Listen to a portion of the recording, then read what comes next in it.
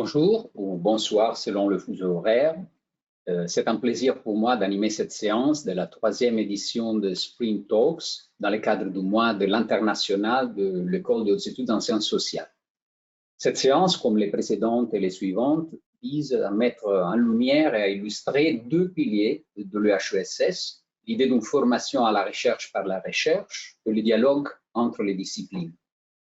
Dans la séance d'aujourd'hui, ces deux piliers seront illustrés par deux membres éminents de notre communauté, tous deux géographes qui consacrent leur recherche et leur enseignement à la relation très ancienne entre la géographie et l'histoire.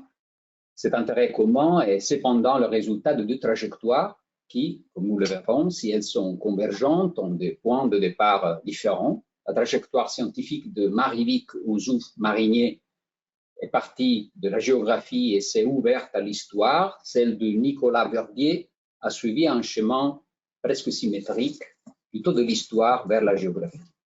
En tout cas, le dialogue qui va s'engager dans quelques instants est censé nous faire réfléchir sur les rapports entre les disciplines en général, entre l'histoire et la géographie en particulier, ainsi que sur l'existence ou l'absence d'emprunt réciproque entre les deux disciplines en matière de méthodologie, thématique et épistémologie. Mais ce dialogue abordera également plusieurs autres aspects et phénomènes, aussi en fonction de vos questions que vous allez poser dans le chat. Avant de donner la parole aux deux intervenants, je vais les présenter très rapidement. C'est un exercice presque inutile dans ce cas, mais je vais le faire quand même. Ils sont tous deux membres de l'unité mixte de recherche géographie-cité, située sur le campus Condorcet à Aubervilliers. Le nombre impressionnant de leurs publications me dispense de les énumérer, mais je veux souligner que Marie-Vic Ozouf-Marinier est directrice d'études à l'École des études en sciences sociales. Elle a dirigé jusqu'en 2009 le groupe de géographie sociale et d'études urbaines, puis jusqu'en 2018 les groupes de géographie et d'histoire des territoires, des environnements, des ressources et des sociétés. Elle s'occupe en particulier d'aménagement du territoire et d'action publique territoriale dans les temps, ainsi que de l'évolution des identités territoriales. Sa chaire est intitulée « Identité, savoir », c'est deux mots au pluriel, aménagement. Nicolas Verdier est directeur d'études à l'EHESS, directeur de recherche au Centre national de la recherche scientifique. Son approche se situe au croisement de deux champs, l'étude des territorialités dans les temps et l'épistémologie des savoirs sur les espaces et les territoires. Sa chaire s'intitule « Pratique » au pluriel de la géohistoire entre raisons géographiques au pluriel et historicité 18e-20e siècle. Après donc une première partie au cours de laquelle Marie-Vic et Nicolas exposeront leur point de vue, leurs idées, mais déjà pendant leur exposé, vous êtes invités à intervenir dans le chat. Vos messages seront lus peut-être pendant le dialogue ou sinon ensuite. Et en tout cas, ils essaieront de vous répondre. Merci. À vous donc. Merci beaucoup, Philippe. Donc, on a une présentation à deux voix qui vont s'alterner.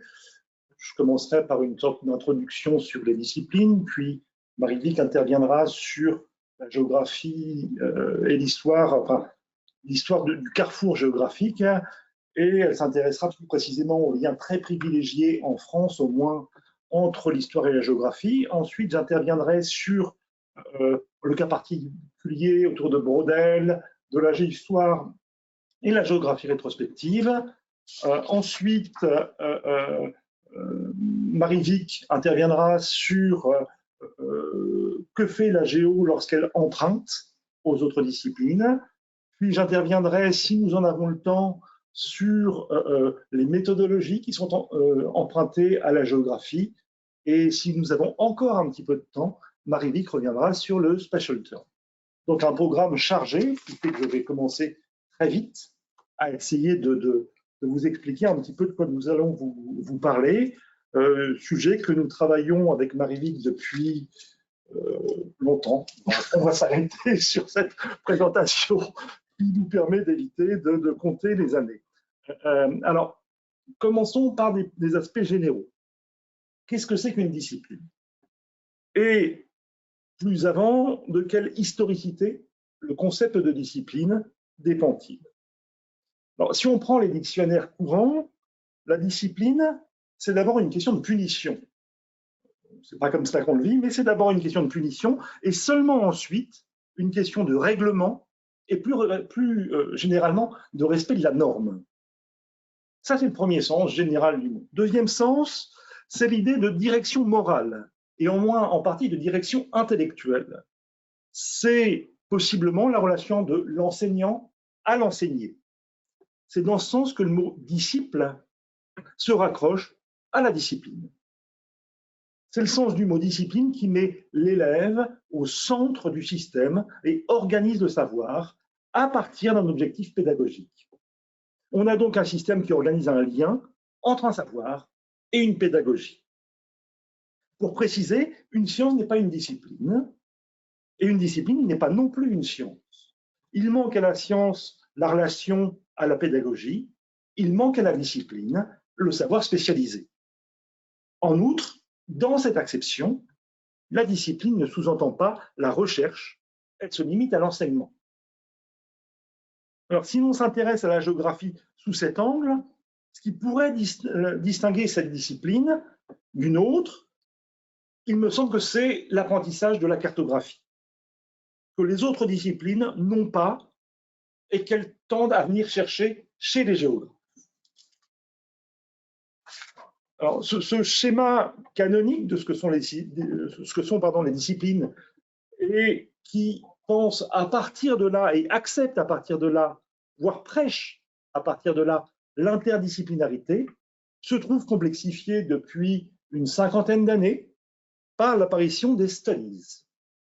Ce qui correspond pour l'école des hautes études en sciences sociales, peut-être d'abord à la question des travaux sur les aires culturelles, qui vraiment sont fondatrices à l'école. Les autres studies, gender studies, etc., n'arrivent qu'après. On a là un moment de disparition des limites interdisciplinaires au profit d'un travail sur un objet ou sur un espace. L'avantage réside dans la lecture complexe que ces studies rendent possible. La difficulté majeure, en France au moins, est qu'aujourd'hui, les postes de chercheuses et de chercheurs restent disciplinaires et que les recrutements se concentrent plus sur les cœurs de discipline que sur leur marge. De ce point de vue, l'école se distingue très clairement de ces recrutements disciplinaires à l'intérieur des universités. Alors, qu'est-ce que c'est que l'interdisciplinarité une fois qu'on a posé ça? En fait, comme beaucoup de recherches le montrent, l'interdisciplinarité peut vouloir dire bien des choses dans des contextes extrêmement variables.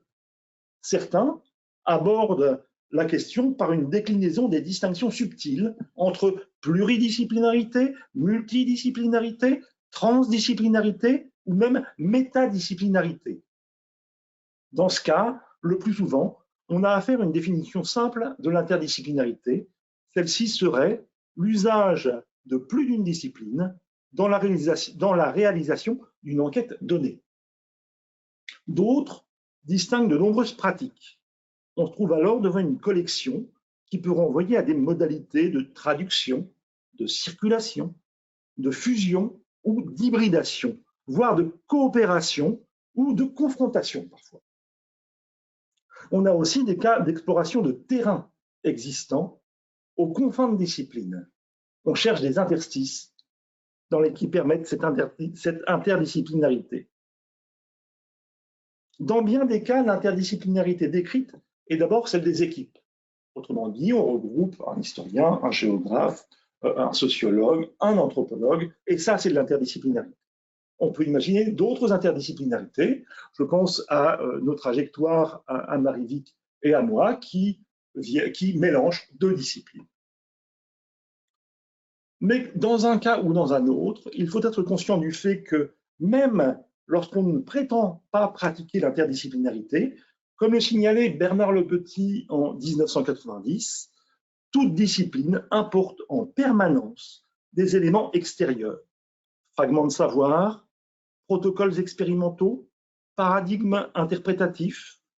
Quotidiennement, hors de toute politique délibérée, une interdisciplinarité diffuse est à l'œuvre.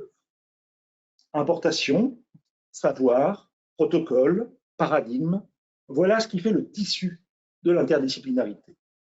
Cela sous-entend que l'on soit dans une discipline et que d'autres disciplines travaillent sur des questions que l'on peut, à un moment donné, considérer comme étant proches. Si on réduit cette question une dernière fois, avant que je ne passe la parole à Marie-Vic, le cas de la géographie est en quelque sorte exemplaire. La géographie naît, grosso modo, à la fin du 19e, naissance de revues de géographie, apparition de postes strictement de géographes, mais c'est une géographie qui va se trouver confrontée, ou du moins qui va être amenée à pratiquer ces interdisciplinarités. Et c'est sur ce point que Marie-Vic prend la parole. Alors, merci. Oui, on va maintenant s'intéresser de plus près à la géographie. Alors, je dirais que toute discipline a vocation à entretenir des liens avec les autres, mais en ce qui concerne la géographie, on pourrait dire que l'interdisciplinarité est vraiment constitutive de cette science ou discipline. Pour le moment, on ne va pas faire trop de différence. En effet, si on s'intéresse à la géographie depuis ses origines les plus lointaines, hein, par exemple à la géographie des Grecs, eh bien, elle relève à la fois des sciences physiques et des humanités. Alors, sciences physiques, eh bien, la géographie consiste à faire de l'astronomie, à faire de la cosmographie, c'est-à-dire à s'intéresser à la place de la planète Terre dans l'univers et à étudier son mouvement. Autre science physique, la climatologie, qui est aussi vraiment aux origines de la géographie. Et puis, on va s'intéresser également à la croûte terrestre, à la surface de la Terre, et donc aux continents et aux océans à travers plusieurs disciplines, la géologie, l'océanographie, l'hydrographie, la pédologie, la botanique, plus tard on parlera de biogéographie, etc. Alors, du côté des humanités, eh bien, on commence par ce qu'on n'appelle pas encore la géographie humaine, mais ce qui consiste dans l'étude du peuplement et même de la diversité des peuples et de leur répartition à la surface de la Terre, ce qui peut déboucher sur ce qu'on appelait autrefois la chorographie, c'est-à-dire l'étude de la Terre par morceaux, par région. On s'intéresse à l'étude de l'habitat, on s'intéresse aux migrations, donc population nomade, sédentaire, etc. Et puis, on s'intéresse également à la relation entre l'homme et la terre. L'homme et la terre, c'est le titre d'une œuvre célèbre du géographe de la fin du 19e siècle, Élisée Reclus. Mais il faut bien dire que si l'on s'intéresse à l'historiographie de la géographie, on voit qu'il y a beaucoup d'ouvrages qui s'intitulent La Terre et l'homme ou L'homme et la terre. En fait, c'est un grand classique et donc il s'agit dans ces ouvrages de faire une histoire de la planète et de s'intéresser donc à cette relation entre l'homme et la terre à travers le mode d'exploitation du sol et des ressources, les activités productives, les migrations, etc. Donc, tout ça pour vous dire que la géographie est une science carrefour, qu'elle a toujours prétendu être une science de synthèse, hein, c'est le mot qui est utilisé par Vidal de Lablache, donc considéré comme le fondateur de l'école de géographie française, donc à la fin du 19e siècle. Il y a cette prétention de réunir des faits de l'ordre physique et de l'ordre humain selon un système de causalité que je n'ai pas le temps d'évoquer. Alors, ça, c'est une première particularité de la géographie. Je voudrais venir à une autre particularité de la géographie, et notamment de la géographie en France, qui est le fait qu'elle entretient des liens très particuliers et très forts avec l'histoire, donc la science historique, la discipline historique. On peut évoquer les choses du point de vue de l'enseignement. Depuis au moins le XVIIe siècle et depuis les collèges des jésuites, la géographie est enseignée avec l'histoire. Elle est considérée d'ailleurs comme une science auxiliaire de l'histoire, hein, dans une relation de vassalité vis-à-vis de l'histoire. Et donc, à quoi sert-elle? Eh bien, il s'agit d'une géographie qui est qualifiée à l'époque d'ancienne, qui décrit le théâtre des événements et des faits du passé. Elle est dite aussi dans d'autres entreprises ou ouvrages, œil de l'histoire, en raison de son caractère descriptif et en raison de sa méthode qui consiste en une visualisation, souvent au moyen d'images, et comme type d'image, eh bien, on peut citer la carte, qui est peut-être l'image la plus utilisée en géographie, mais aussi le globe, la map monde, voire les peintures de paysages. On pourrait multiplier les exemples. Et par rapport à cette géographie ancienne, donc la géographie moderne, souvent, ce n'est qu'un appendice par rapport à donc cette description du théâtre, de la localisation des faits anciens. Alors, quand la géographie va commencer à prendre son autonomie dans la période évoquée par Nicolas, à la fin du 19e siècle, quand elle va s'affirmer comme science, eh bien, la séparation va se faire par rapport à l'histoire, mais elle va se faire très progressivement. Les géographes le deviennent en étant d'abord des historiens. Ceux qui accèdent aux premières chaires de géographie dans les années 1870 sont des historiens, et souvent même des historiens classiques qui sont passés par les écoles de Rome, d'Athènes, etc. À l'époque, la thèse de doctorat pour accéder à ces postes, à ces chaires de géographie, ça le restera longtemps. Cette thèse, elle comporte en réalité deux thèses. Une première thèse qui est donc en géographie, et d'ailleurs souvent en géographie historique, et une thèse secondaire en histoire. Et puis, à l'université, les études de géographie comportent toujours des cours et des épreuves d'histoire. L'inverse, d'ailleurs, est aussi le cas. Alors, un événement très symbolique, c'est la date à laquelle on a créé une agrégation de géographie indépendante. C'est en 1942. Auparavant, c'était une agrégation d'histoire et géographie. Mais même après cette date du concours séparé, dans le secondaire, les professeurs restent des professeurs d'histoire-géographie. En France, on parle de l'histoire-géo. Donc, ce compagnonnage, il a eu des effets nets, je crois pouvoir le dire, sur l'interdisciplinarité qui s'est développée entre les deux disciplines. Et cela, ce n'est pas le cas dans les autres pays pour une raison très nette, c'est que la géographie n'y est pas positionnée de la même manière par rapport à l'histoire. Par exemple, dans de nombreux pays, la géographie est plutôt du côté des sciences naturelles, c'est plutôt une géographie physique, et ce que nous, en France, nous appelons géographie, dans ces pays, c'est souvent rangé dans la catégorie sociologie. C'est le cas notamment en Europe de l'Est, en Russie.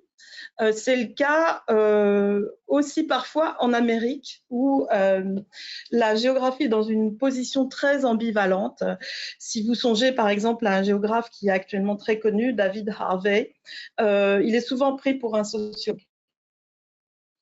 Alors, cette singularité française du couplage de l'histoire et de la géographie, elle s'exprime tout particulièrement à l'École des hautes études, puisque d'une part, plusieurs générations d'historiens ont été très sensibles à la géographie ou ont même hésité à être géographes avant d'opter pour l'histoire. C'est le cas d'Emmanuel Leroy-Ladurie, c'est le cas d'un historien moins connu, Pierre Villard. La revue Annales, aujourd'hui Histoire, Sciences sociales, mais auparavant Économie, Société, Civilisation, a été dans la proximité de la géographie, puisque à ses débuts, elle faisait appel à des géographes pour des articles ou pour des comptes rendus. Et donc, ce voisinage était fertile. Il y avait beaucoup d'articles aussi d'historiens qui prenaient appui sur la cartographie. Donc voilà. Et puis, évidemment, on ne pourrait pas arrêter cette énumération sans évoquer la figure de Braudel qui, par excellence, a été un chercheur qui a croisé l'histoire et la géographie. Et donc, ça va me permettre de redonner la parole à Nicolas pour évoquer la géohistoire de Braudel.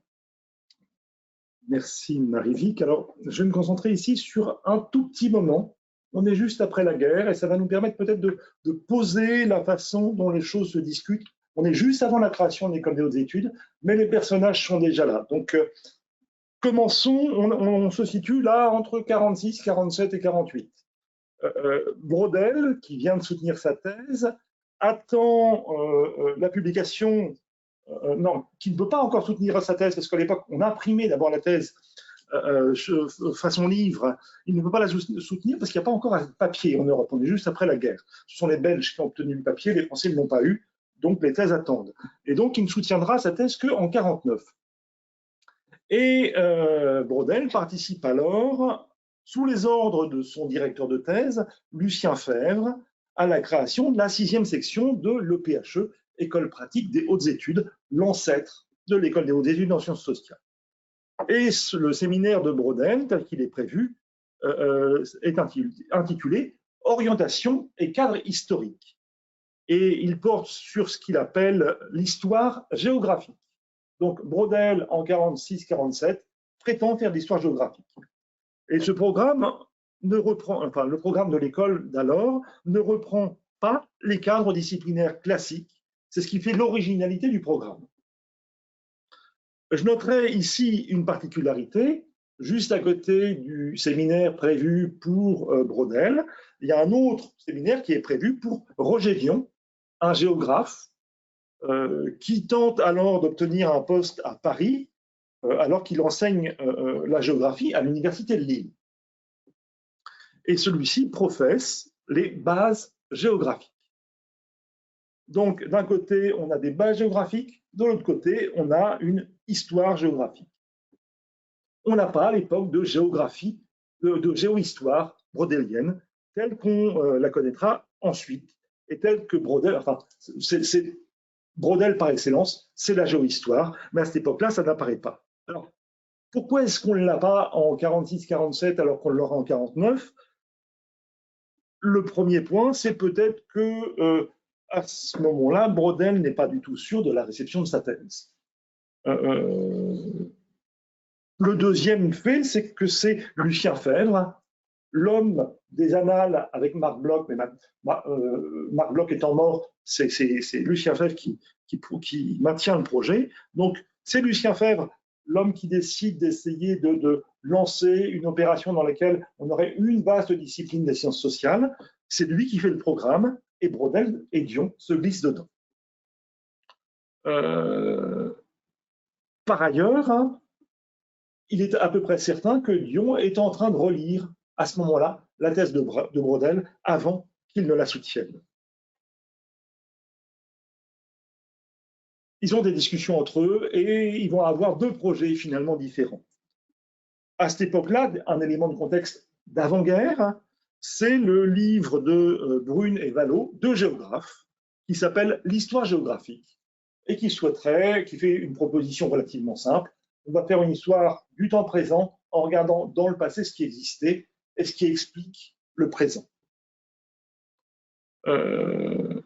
Alors revenons-en à la Méditerranée, donc telle qu'elle va être soutenue en 1949. C'est un texte qui est extrêmement connu. Il décide à un moment de la thèse de dire que la géohistoire, c'est quoi? C'est un travail sur la longue durée, sur le temps géographique. Donc, on aurait trois temps étagés, un temps court, celui des événements, un temps plus long, celui des trends économiques, et un temps beaucoup plus long, et ça, ce serait de la géographie. Donc la géographie se situerait ici du côté des choses qui ne changent pas, des peu variants. On est là exactement en opposition avec le projet de son comparse Roger Dion, qui lui décide de créer la géographie rétrospective. Cette géographie rétrospective, il va la formuler à ce moment-là, et réellement elle apparaîtra en 1948, lorsque il va présenter sa leçon inaugurale au Collège de France. Cette leçon s'appelle Géographie rétrospective. Ce qui intéresse Dion, c'est une géographie du passé qui intéresse le présent. Et ça, c'est vraiment une démarche à proprement parler géographique à ce moment-là. Il s'agit alors de trouver l'ensemble des éléments du passé qui permettent de comprendre comment on en est arrivé au présent.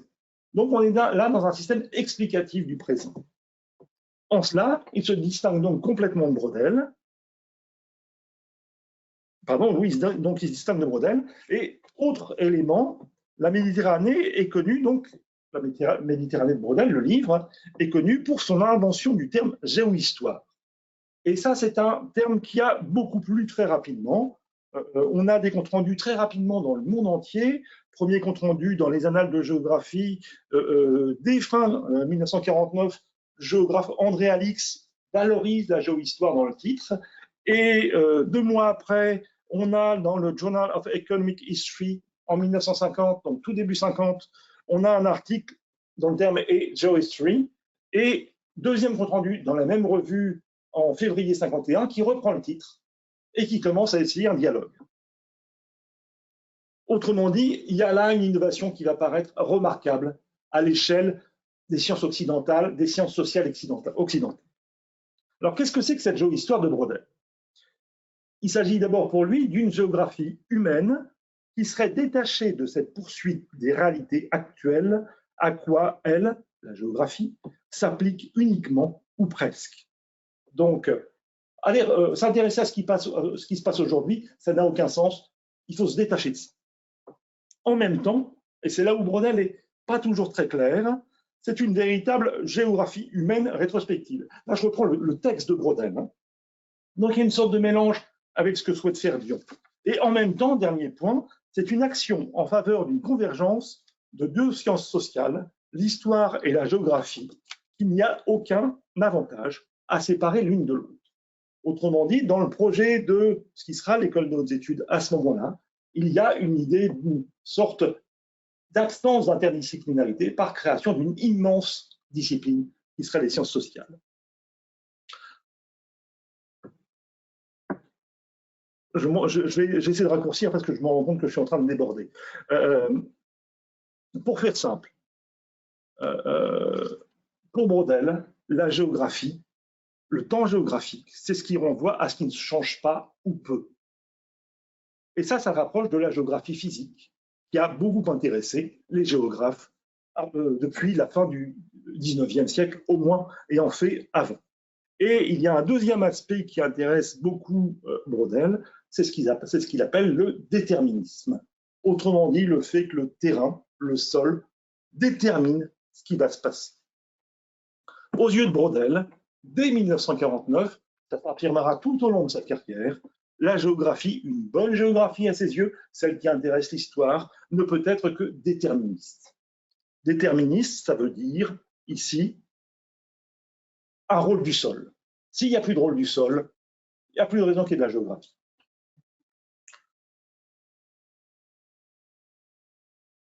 La difficulté ici, c'est que son maître, Lucien Febvre, a publié en 1922 un ouvrage classique de la séparation entre l'histoire et la géographie qui s'appelle La Terre et l'évolution humaine. Et dans ce livre, il décrit le déterminisme comme le péché absolument impossible à pardonner des géographes. Il faut qu'ils arrêtent d'être déterministes, autrement dit qu'ils arrêtent d'imaginer que puisqu'on a une embouchure donc juste au bord de la mer, donc le fleuve arrive, l'embouchure, que nécessairement on aura une ville, ça serait de la mauvaise géographie. Donc il y a une rupture entre Braudel et son maître, il y a une sorte d'incompréhension qui se met en place à ce moment-là, mais on voit bien ce nœud complexe des relations entre histoire et géographie qui se constitue à ce moment-là.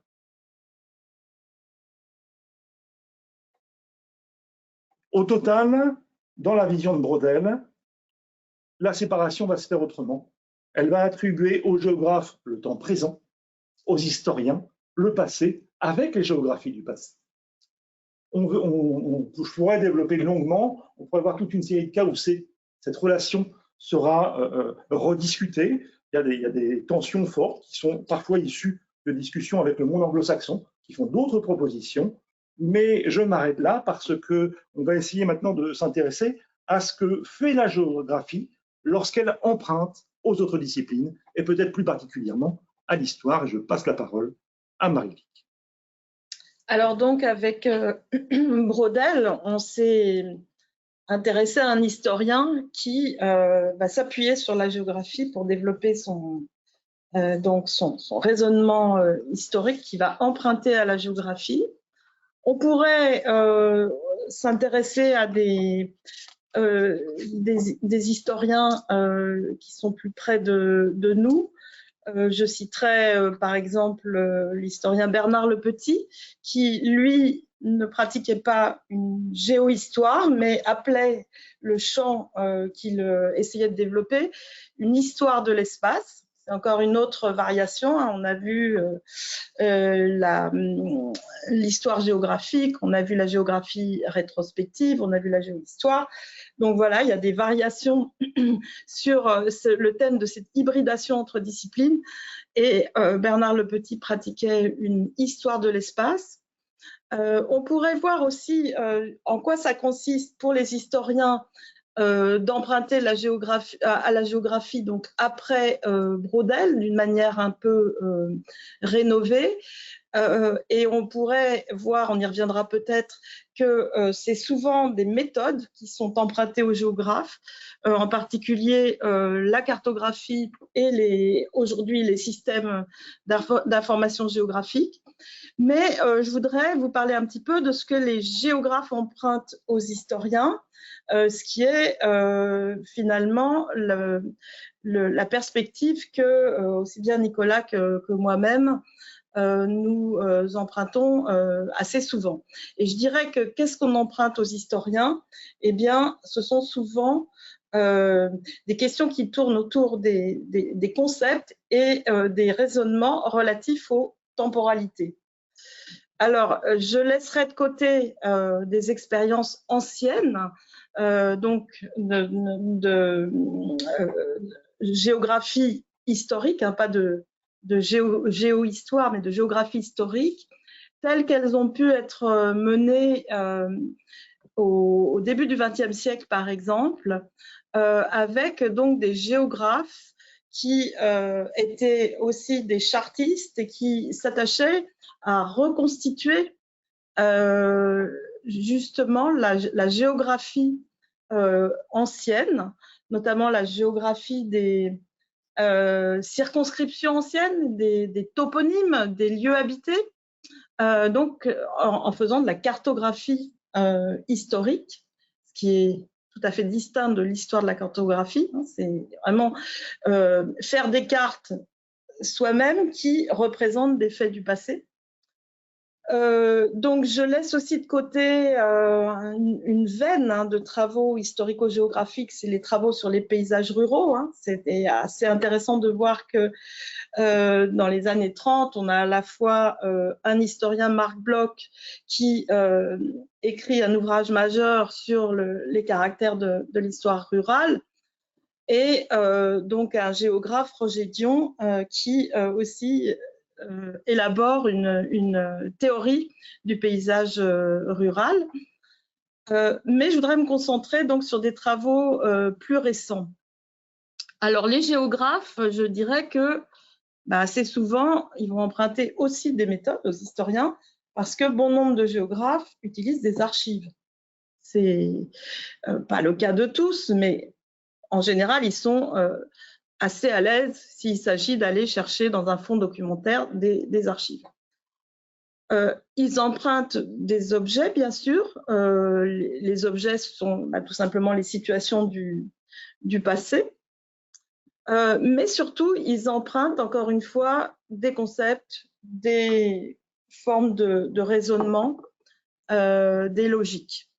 Et il s'agit de ce qui touche aux temporalités, mais en déclinant toute la variété des sous-concepts, des notions liées aux temporalités, c'est-à-dire la durée, le changement, les dynamiques, les transitions, les conjonctures, etc. Alors, je voudrais prendre deux exemples, rapidement évidemment, de la manière dont on peut intégrer ces questions de temporalité dans une étude géographique. Et je m'appuierai sur le travail que j'ai fait durant mon doctorat, qui est déjà ancien, mais qui le sujet sur lequel j'ai travaillé ne vieillit pas du point de vue de sa valeur heuristique, je trouve. Alors, j'ai travaillé sur le découpage de la France en départements, c'est donc la création d'une structure territoriale et administrative, événement qui se produit donc sous la Révolution française en 1789 et 90, et donc qui a laissé un très volumineux fonds d'archives, mais qui a aussi laissé des traces, puisque c'est toujours dans la grille départementale que nous vivons en France aujourd'hui. Alors, pour les géographes, c'est quoi le découpage départemental?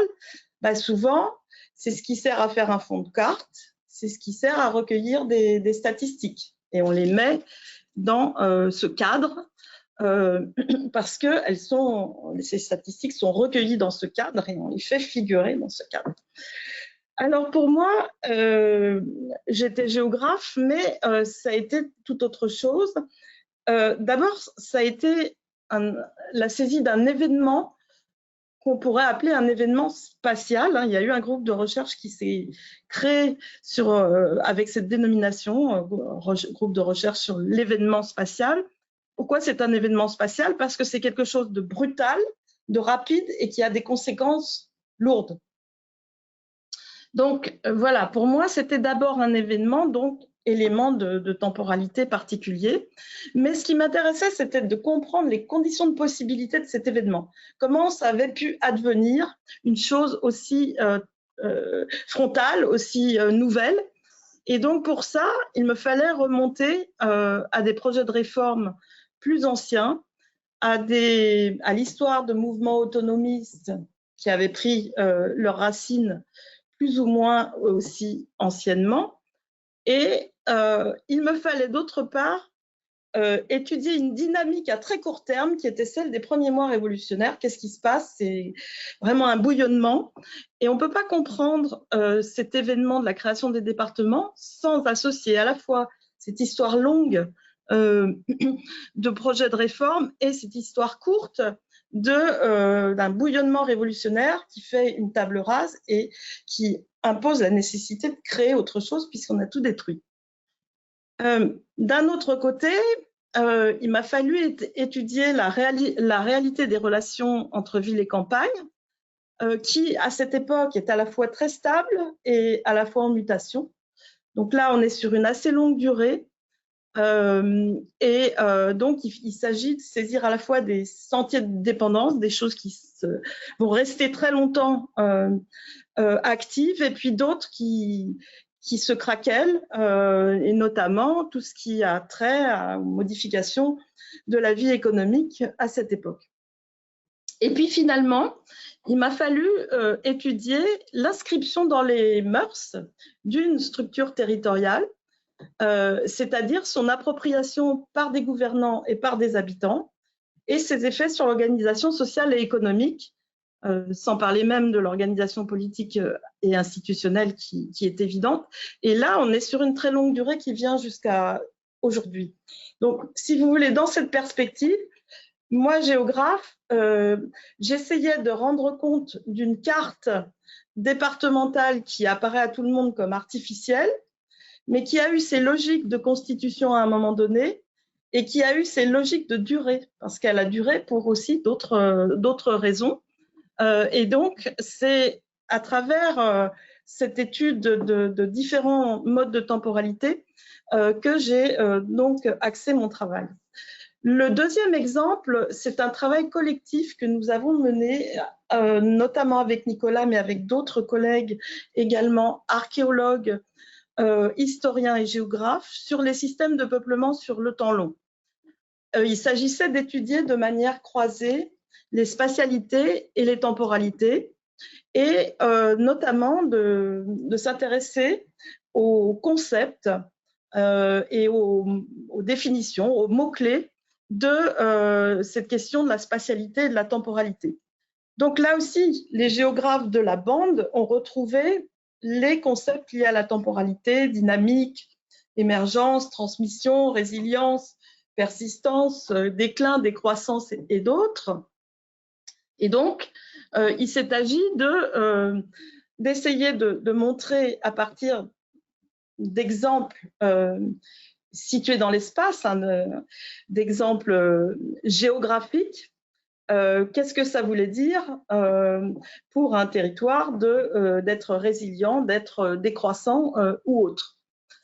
Alors moi, à titre plus personnel dans ce travail collectif, j'ai travaillé sur la notion de territoire, et je dirais, pour le faire très sommairement, pour vraiment synthétiser comment ce dialogue interdisciplinaire a pu être fructueux, eh bien, il l'a été en montrant l'historicité fondamentale de la forme canonique du territoire telle qu'on la connaît et qui est celle de l'État-nation qui est mis au point au XVIIIe, XIXe siècle en Europe et parfois avant dans des situations particulières et souvent après dans d'autres territoires. Alors, c'est vraiment la notion qui nous est familière, mais déjà, quand on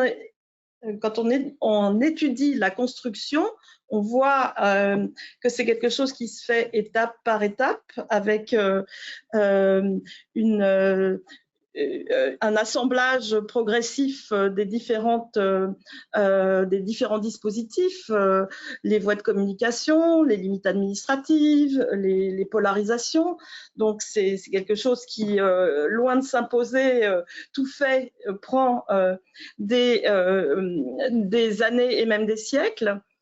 Et alors, si on regarde autour de cette forme qui nous est tellement familière, eh bien, on voit que auparavant, il y avait bien d'autres formes spatiales ou territoriales qui ne relevaient pas de ce qu'est la forme territoriale telle qu'on l'entend pour l'État-nation, c'est-à-dire une surface continue et une frontière linéaire. On trouve des territoires polarisés mais qui n'ont pas de limite. On trouve des cités-États qui n'ont pas de territoire. On trouve évidemment des formes impériales, et là, je pense que Filippo pourrait en parler bien mieux que moi, des formes impériales qui sont extrêmement complexes, avec des enclaves, des exclaves, des choses qui se dilatent, qui au contraire resserrent au fil du temps. Et des choses qui souvent s'organisent autour de relations, beaucoup plus que de territoires. Donc, c'est toute cette réflexion, si vous voulez, sur voilà, des formes qui sont loin de s'imposer avec ce côté téléologique avec lequel s'est imposée la forme de l'État-nation. Que cette réflexion collective m'a permis de mesurer.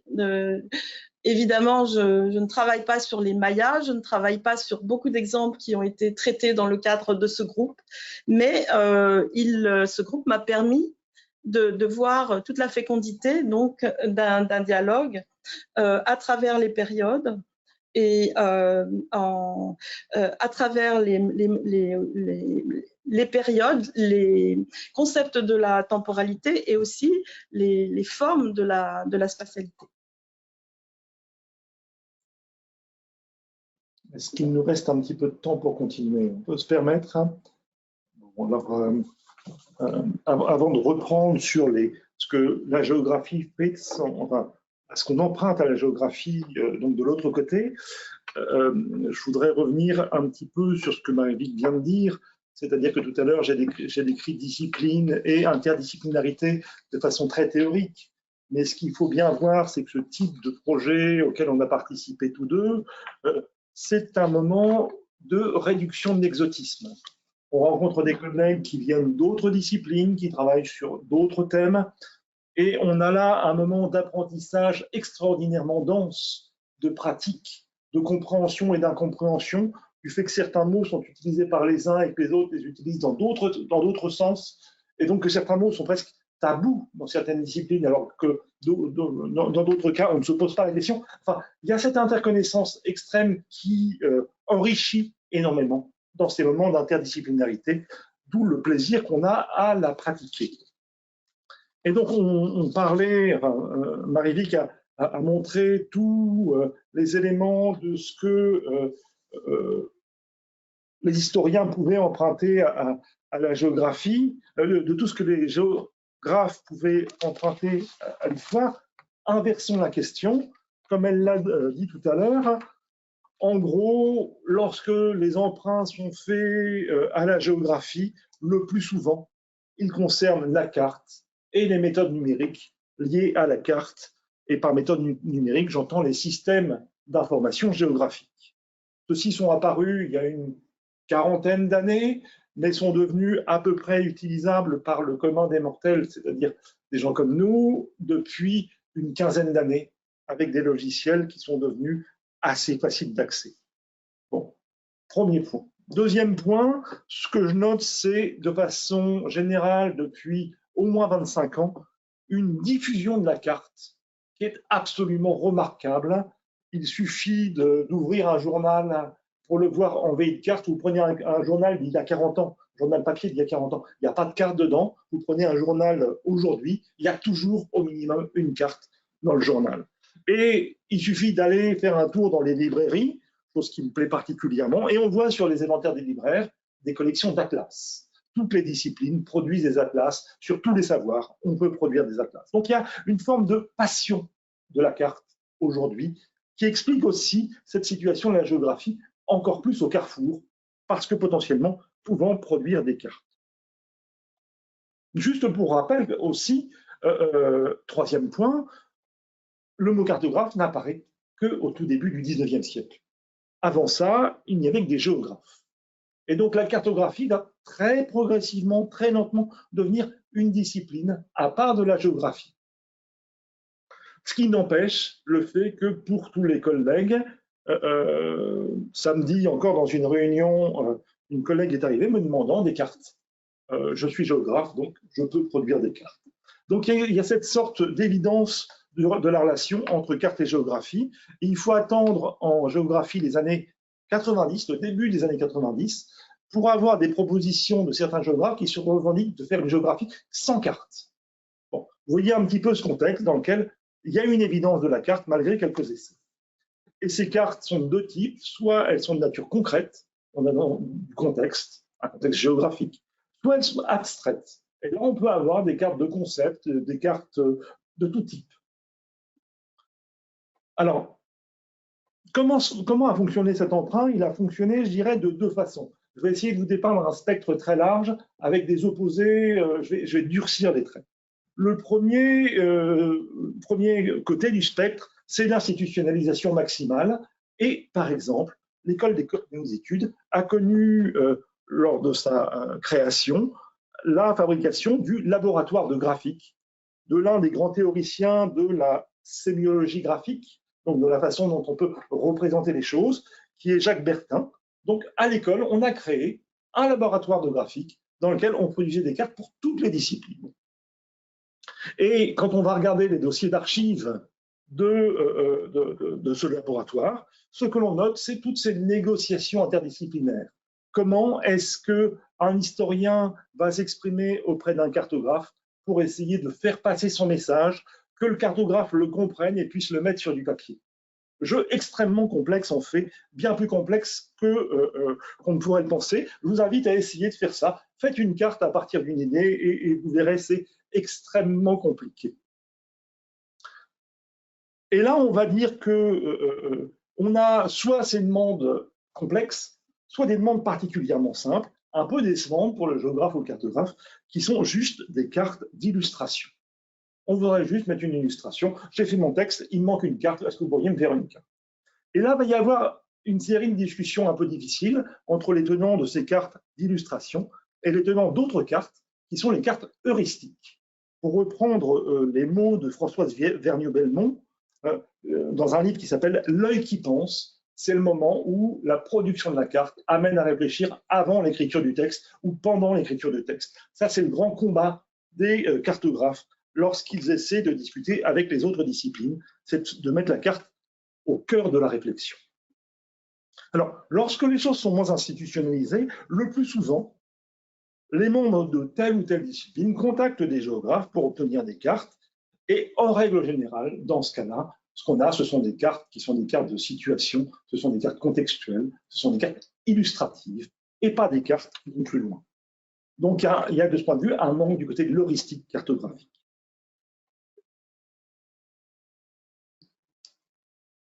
C'est souvent le cas, mais ça n'est pas toujours le cas, puisqu'on a toute une série de projets extrêmement intéressants qui sont des projets d'atlas, souvent régionaux.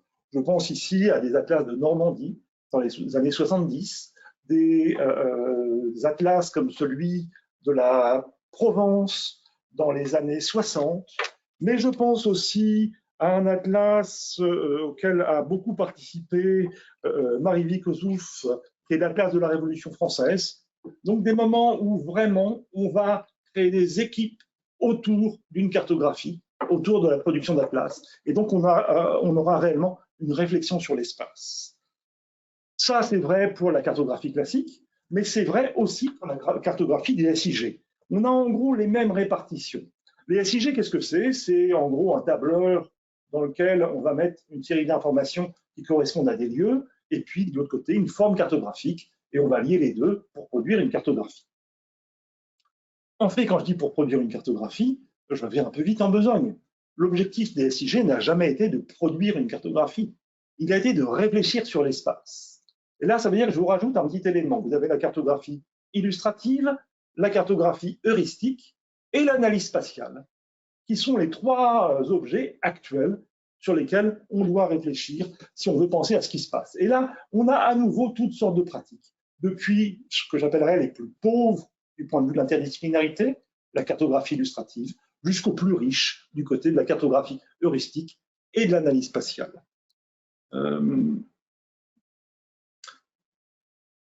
Le frein à la diffusion de cette réflexion sur l'espace se situe du côté de l'apprentissage des méthodes.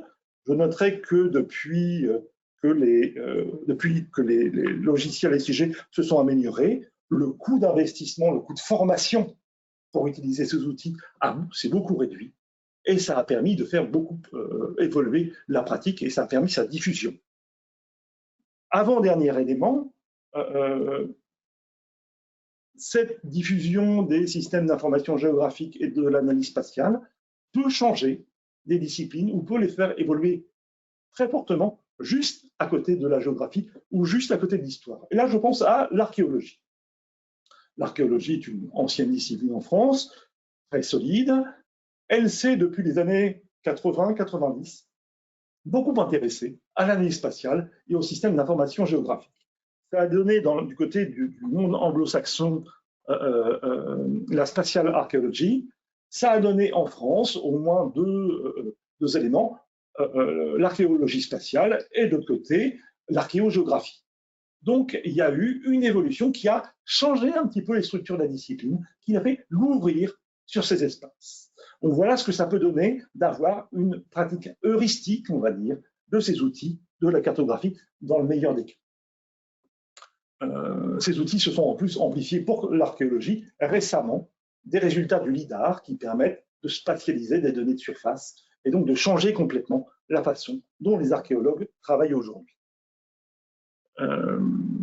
Dernier aspect que je voulais évoquer, un aspect de mes travaux actuels, je travaille depuis une quinzaine d'années sur une base de données immense sur la reproduction, la reconstruction des circonscriptions du passé. voyez la proximité avec l'intérêt pour les circonscriptions de Marie-Vic et pour cette vieille géographie historique qui a été évoquée tout à l'heure, qui s'intéressait aussi aux circonscriptions.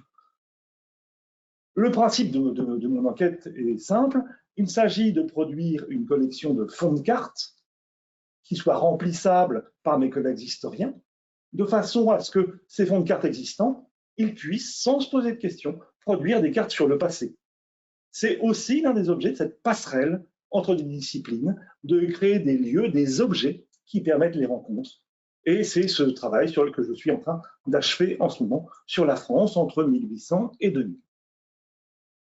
On peut peut-être passer, si on a encore un petit peu de temps.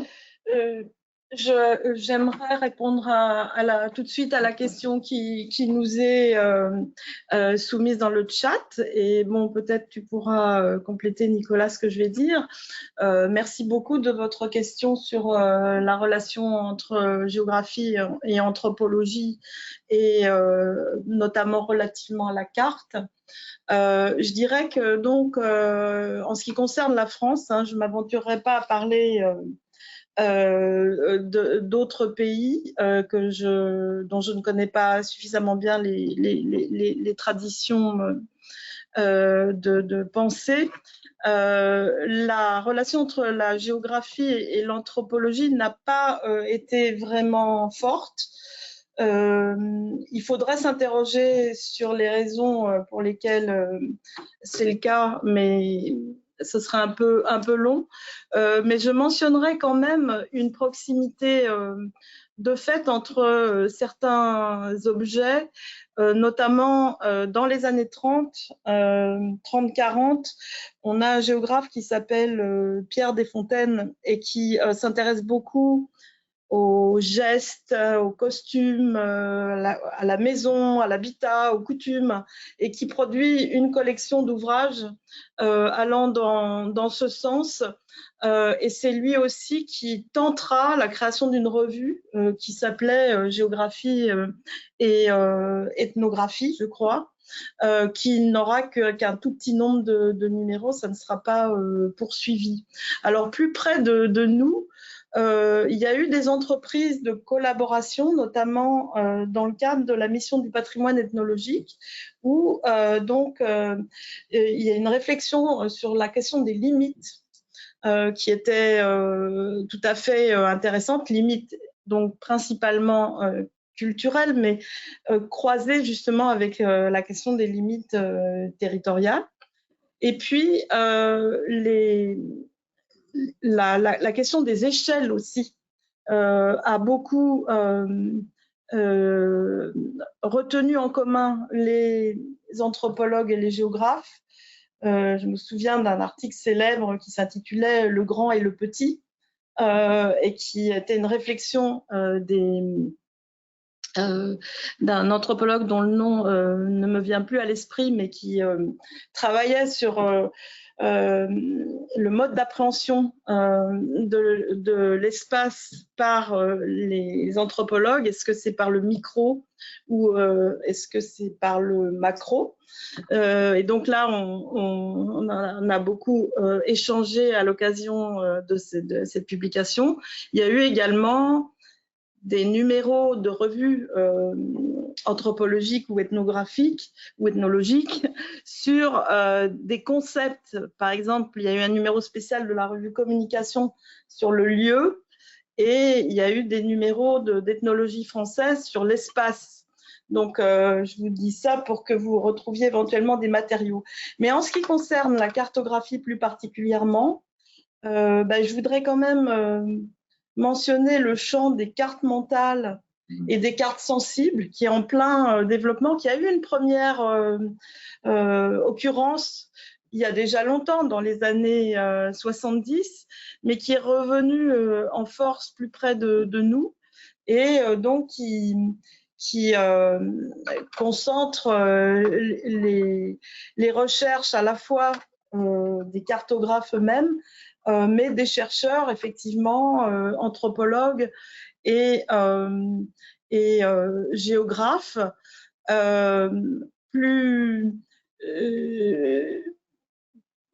encore plus près de nous, je pense, les anthropologues se sont mis à utiliser la carte comme support d'enquête.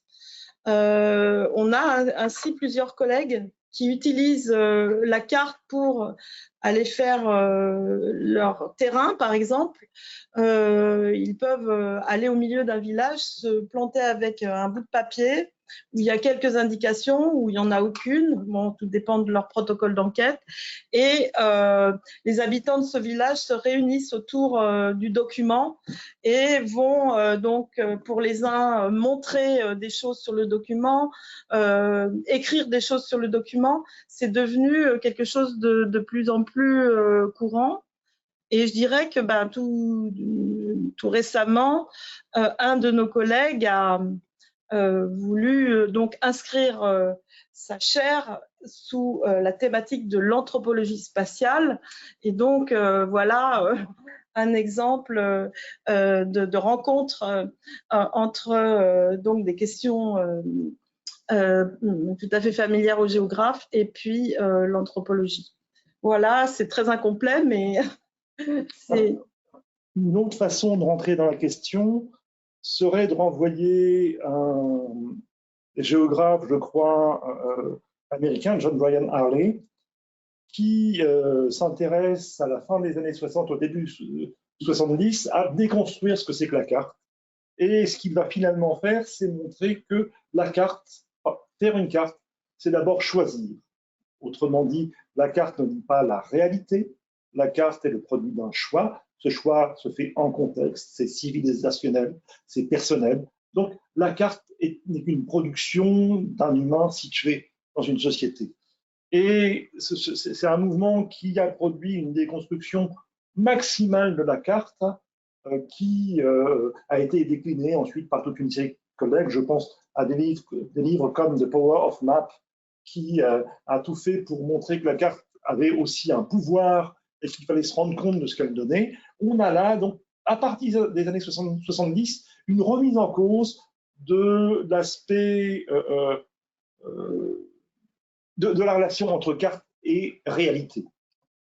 Et ça va permettre toute une série de pratiques qui vont aller, Marie-Vic l'évoquait, du côté de cartographie sensible ou de cartographie mentale. Je pense à l'ouvrage de Kevin Lynch. On est à la fin des années 60, 67-68. Et puis vont se déployer les cartographies sensibles et les cartographies mentales, d'abord du côté des Inuits. Ça a été les premiers lieux d'expérimentation. Et on a là, de ce point de vue, sur le temps long, un travail qui a lieu principalement au Canada.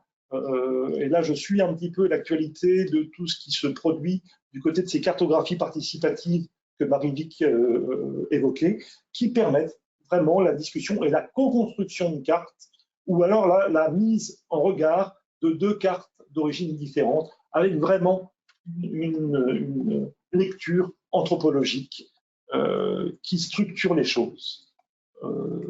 Voilà ce que je peux donner peut-être comme réponse. Je ne sais pas s'il y a d'autres questions. Pas encore. On peut peut-être... Oui, je ne sais pas, je peux réagir à quelque chose ou sinon... Oui, je pense qu'on aimerait bien. Très, très rapidement, et peut-être aussi par rapport à la deuxième partie de cette question, hein, c'est-à-dire comment les hommes ont projeté sur une carte leur conception de l'espace, de structure mentale et leur mentalité.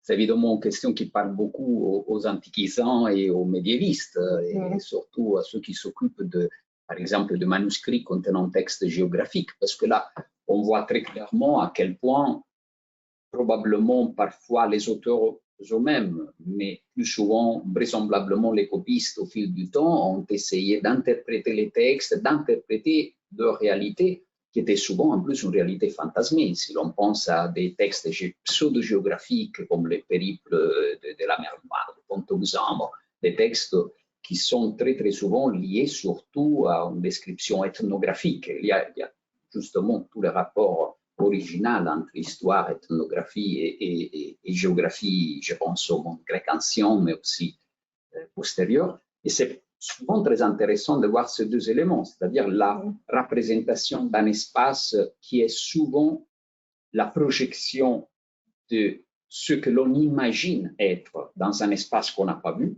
Et donc, on fantasme des peuples avec des caractéristiques spécifiques que souvent on connecte aux caractéristiques climatiques imaginaires. Donc, on imagine que comme c'est à Orient, donc le soleil est plus intense, les peuples sont plus actifs et donc l'espace est aménagé de façon différente. Bon, ça, c'est quelque chose qu'on voit dans les textes géographiques anciens, dans certains textes géographiques anciens et parfois dans les manuscrits d'enquêtes qui essayent de représentation cartographique.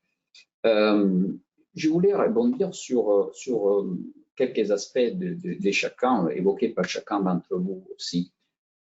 Nicolas Berthier a illustré, je trouve, de manière magistrale cette évolution à l'intérieur de l'EHESS et le rôle essentiel, à partir de Brodel essentiellement de l'espace géographique et de la géohistoire. En tant que byzantiniste, c'est très intéressant de situer aussi la byzantinologie à l'EHESS, qu'avec un ouvrage remarquable d'André Guillou des années 70, La civilisation byzantine, suivait précisément cette idée, c'est-à-dire cet ouvrage plutôt volumineux, commence par une partie de géographie physique descriptive. Et c'est de cette géographie physique descriptive des Balkans et de l'Anatolie que Guillou, d'une quelque manière, déjà anticipe des événements historiques et un peu des développements de l'histoire impériale postérieure. Donc c'est très intéressant de voir à quel point, si l'on veut, une certaine lecture de la géographie, de la géohistoire de Brodel était interprétée aussi et déclinée dans une discipline historique spécifiquement. Et c'est intéressant de remarquer qu'aujourd'hui, si l'on veut, a posteriori de cet imperial turn qu'on a tous connu en histoire, disons, la cartographie revient en force très souvent, par exemple pour Byzance, pour des questions des groupes linguistiques. Et là, c'est aussi très intéressant de voir comment la cartographie, dans le cadre de la linguistique, on la connaît très bien, les isoglosses et tout le reste, voilà, mais comment ça s'applique et se décline aussi au niveau historique. Et je voulais aussi évoquer, tout parler des atlas et, si l'on veut, de la prolifération des atlas dans chaque discipline, aussi des risques de cette prolifération. Il y a un article récent de notre collègue Eric Monet, L'insoutenable légèreté des économistes, où il montre à quel point l'utilisation du Atlas of World Population History, dont les données étaient inventées, a eu des conséquences, et encore aujourd'hui, des conséquences incroyables dans l'histoire économique, dans la reconstruction de l'histoire de l'économie. Et moi, je le vois très bien à Byzance, parce que le Palgrave Atlas of Byzantium est fondé, pour ce qui concerne disons, les projections des populations, sur cet Atlas of World Population History, qui ne donne aucun sens. Mais on construit toute une histoire de l'évolution de l'empire démographique sur une base qui donc n'en est pas. Et je voulais rebondir très rapidement sur certains aspects évoqués par Malivik. Et bon, par-delà, naturellement, la question générale du rapport à l'État-nation que tu évoquais. Ce qui me parle beaucoup est non seulement en tant que byzantiniste, tu as parlé de l'Empire, donc c'est toute autre chose et autre manière de visualiser, mais aussi de conceptualiser l'espace, mais aussi en tant qu'Italien. C'est-à-dire, au fond, la liaison entre, naturellement, l'évolution d'une université nationale, donc des chaires, donc des financements qui permettent aux gens de mener leurs recherches, etc., avec, naturellement, l'histoire et l'évolution de l'État-nation, qui en Italie est arrivé très tard, comme en Allemagne. Et ce n'est peut-être pas au hasard que l'histoire des disciplines géographiques dans les deux pays sont plutôt proches. Voilà, on dit, généralement, on dit qu'en Italie, on a suivi l'Allemagne. Berlin, c'est possible. Mais en tout cas, il y a, si l'on veut, un peu un parallèle dans ces réalités. Et au point que, si je ne m'abuse pas, lorsque j'ai étudié à Rome, à la Sapienza, si je ne me trompe pas, il n'y avait pas encore une formation diplômante en géographie. Et la géographie était encore, je ne sais pas si elle est encore, dans le cadre de la faculté de lettres, parce qu'elle avait été à l'origine dans le cadre de la faculté de philologie comme à Berlin.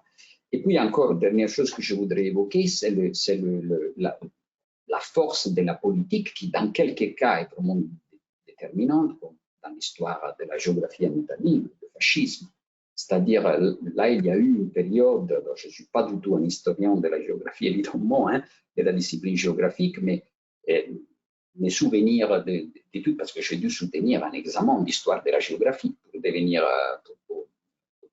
voilà, pour faire mon parcours universitaire en Italie.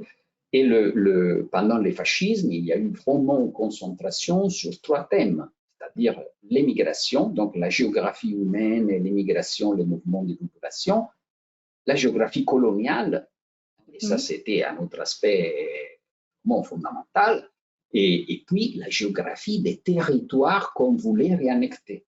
Donc une géographie encore une fois imaginaire, c'est-à-dire on s'est préparé à la guerre, et voilà, on voulait prendre Trieste. Donc déjà, on crée une cartographie de projection. On disait, voilà l'Italie telle qu'elle sera bientôt. C'est ça aussi, et donc il y a aussi ce lien, je trouve, très fort et très important entre l'évolution politique d'un pays, l'antiquité de la communauté prénationale, nationale, culturelle, voilà, et le développement de la discipline de la science géographique. Voilà. Je ne sais pas si vous voulez répondre ou si vous êtes encore en désaccord total. Non, mais confirmer, en tout cas, pour le lien entre la géographie allemande et la géographie italienne, oui, c'est avéré que la source d'inspiration de la géographie italienne, ça a été Ratzel, et donc l'anthropo-géographie allemande, bien plus tôt que les liens se sont établis avec la géographie française. Ils ont existé aussi, mais plus tardivement. Peut-être juste un point sur ces projections, sur la carte comme objet qui permet la projection. Ce que je note, c'est que dès la 2e édition de l'Utopie de Thomas More, il y a une carte. Autrement dit, on rentre dans une civilisation de l'image et la carte a des qualités assez extraordinaires. Elle permet de voir tout d'un seul coup d'œil. Jamais un livre ne permettra ça. Un livre, on est obligé de lire toutes les lignes de la page, puis la page suivante. La cartographie, comme vous voyez les cartes qu'il y a derrière Filippo tout de suite, c'est d'un seul coup, vous avez une vision complète. Et là, on peut faire passer un message extrêmement efficace qui consistera à dire « ceci est à moi », que ce soit vrai ou pas. Donc, c'est vraiment un objet qui a des particularités qui le rendent très intéressant et qui permettent de produire une réflexion qui n'est pas seulement une réflexion sur l'espace, mais qui est aussi une réflexion sur l'ensemble. Et ces 2 éléments ne sont pas forcément cohérents, mais on les rend cohérents à ce moment-là. Et je pense que c'est la très très grande force de la carte qui explique une partie de l'efficacité de la géographie qui s'appuie dessus, mais qui ne limite pas l'efficacité de la géographie à la carte. Bien sûr. Il y a aussi au niveau historique, ce qui me semble très intéressant, c'est aussi les liens avec la dimension administrative de l'organisation de l'espace. C'est-à-dire, moi, je pense à l'Empire romain, aux tables, disons, de l'Empire, qui est au fond une forme de cadastre. C'est-à-dire, l'intérêt était évidemment celui de cartographier l'espace impérial, l'espace en général, afin de pouvoir y intervenir en tant qu'autorité étatique et fiscale, d'abord.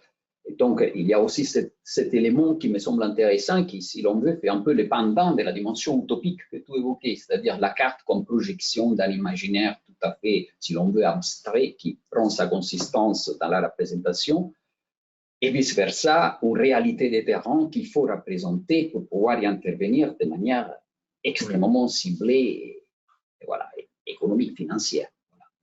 De ce point de vue, la carte est un objet qui est quasiment magique, parce qu'il permet la vision à distance. Et ça en fait, enfin, regardez Harry Potter et sa carte du château de Poudlard dans laquelle il voit tous les personnages qui se déplacent, eh bien, ce qu'il voit, c'est à distance malgré les murs.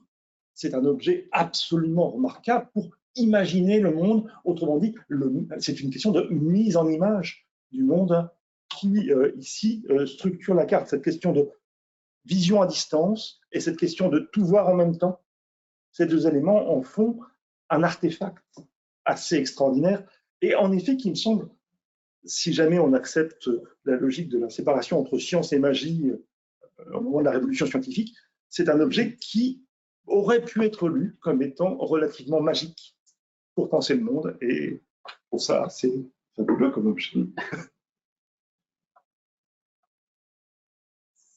Je ne sais pas s'il y a d'autres questions. Et la galerie des cartes de Braun Hohenberg, c'est une synthèse sur l'ensemble des villes du monde à l'époque. C'est-à-dire que vous pouvez, dans votre bureau, en tant qu'érudit humaniste, voir le monde dans son entier. C'est un objet extraordinaire. Bien sûr, bien sûr. Pour les plus jeunes générations, je pense à la dimension cartographique, mais ça c'est un tout autre monde. Là, on n'a pas le temps de développer. Dans, par exemple, les gamers, alors j'imagine dans je ne sais pas, comme, moi j'y joue pas, mais je les connais un peu, Genshin Impact, où on a une visualisation d'un monde et où, au fur et à mesure que l'on joue, la carte s'ouvre. Et donc, on découvre de nouveaux territoires. Donc, on fait une sorte d'exploration spatiale cartographique d'un monde qu'on ne connaît pas, qui n'existe pas évidemment, qui ne peut qu'évoquer dans l'historien ce que devait se passer dans la tête des explorateurs. Voilà, c'est-à-dire d'ouvrir des espaces qui après étaient cartographiés de quelle manière. Bon, j'ai terminé sur cette note très légère, mais voilà, mais je vous laisse la parole pour conclure, bien entendu. Histoire en devenir. Oui, c'est difficile de conclure, mais voilà, on a surtout illustré cette question de l'interdisciplinarité à partir des liens entre géographie et histoire. On s'efforce dans le séminaire que l'on mène donc d'avoir les contributions de gens qui s'intéressent aux relations de la géographie avec d'autres champs, littérature, sciences du langage, etc. C'est vraiment quelque chose de très fertile, fécond, et sur lequel on voudrait produire une publication d'étape, je dirais, mais c'est inépuisable. Le dernier point sur la carte et sur les utopies que la carte rend possible. Juste pour rappel, l'école tiendra en septembre prochain son atelier de Marseille. Je suis en train de chercher son nom, le festival Allez Savoir, qui porte cette année sur les utopies, et on y parlera de cartes et donc en partie de géographie. Alors, je pense que je peux remercier au nom de vous tous Marie-Luc Marinier et Nicolas Verdier pour leurs interventions extrêmement stimulantes. Et je vous signale que demain, mardi 18 avril, toujours à 15h heure de Paris, il y aura une autre séance dont le titre sera « Écrire à l'autorité dans le passé et dans le présent ». Donc, je vous invite à y être, évidemment. Et avec cela, merci encore à vous. Merci à l'équipe qui nous a permis de réaliser cette séance. Et à la prochaine.